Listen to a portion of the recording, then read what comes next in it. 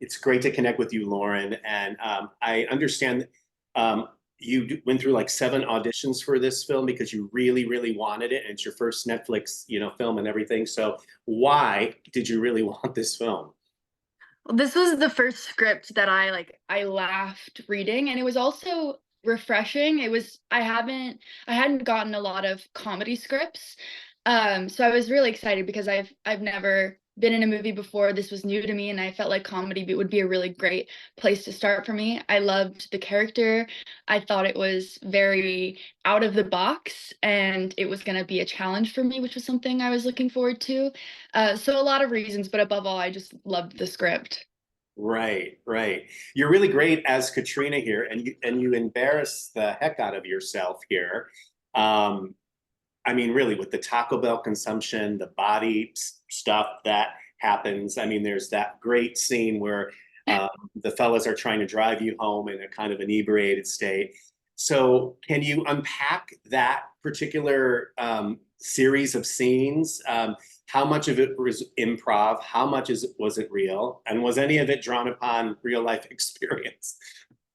I mean, I definitely had some personal experiences to pull from.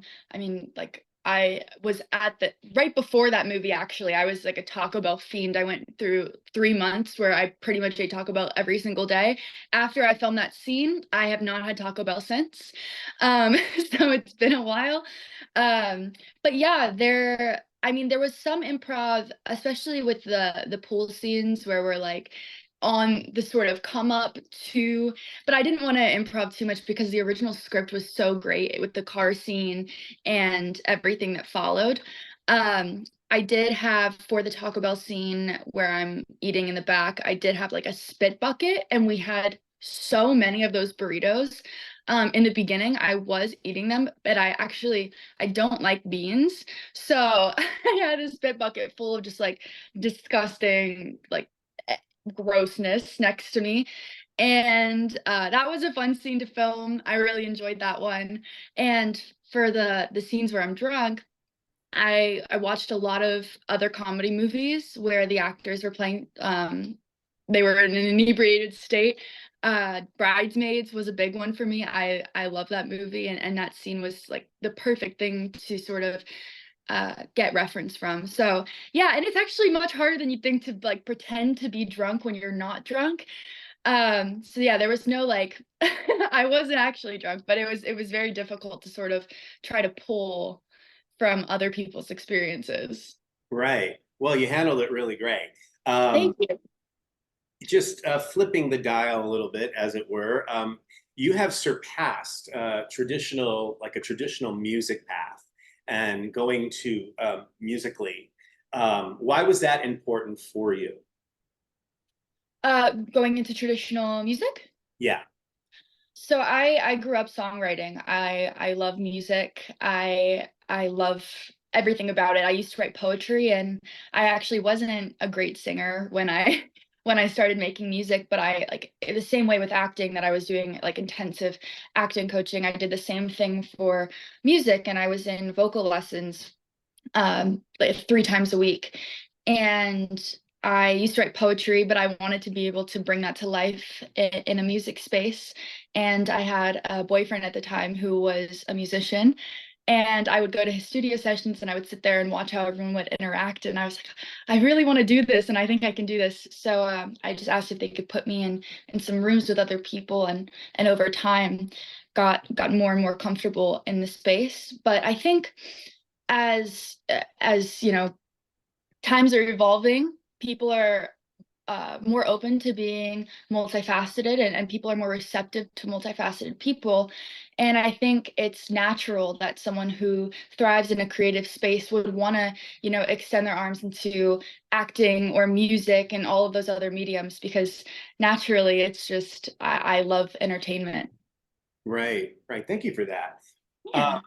we everyone calls you. Forbes has called you the original queen of TikTok. You have more than 55 million followers. So, do you feel like there's a sense of responsibility for you now to create mindful content or content that is of a specific nature? Can you unpack what it is like for you now?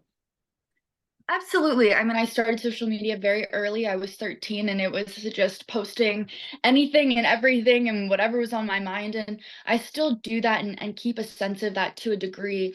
But of course, like as I've gotten older, you change and there's certain things that you want to keep personal to you. And I also feel like now now that I have more traditional media projects, I kind of prefer a more curated presence on social media, but I don't think I'll ever get away from the authenticity that brought me here, because it's become second nature. It's been pretty much my life for the past decade. So I don't think there will ever be a part of me that'll completely get away from that. But I do think as I evolve into these other mediums, I do have more to talk about, and a lot of it is more curated, which is exciting because they're bigger projects that I have to work harder for, and I feel like there's more to share, and it's more interesting to talk about. So, and I'm more passionate about it. So, yeah, it's nice to talk about things that I'm working on as opposed to just my daily life. And yeah.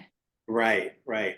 What do you feel is most challenging, or perhaps what do you feel you would really like to influence, especially for young girls and young women?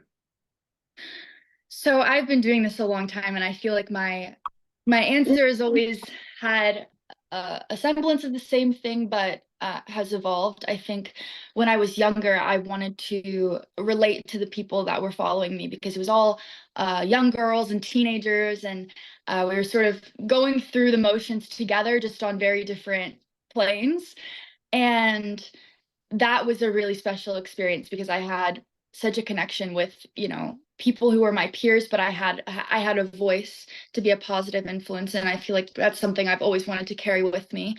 But now, as an adult, I've experienced more, and I think it's right now about connecting to younger girls, and I also sort of just want to prove that, like, you can do anything. I've been talked into a lot of boxes, and I've been put into a lot of positions where I felt like, or I was made to feel like I was just one thing and I couldn't do anything beyond that.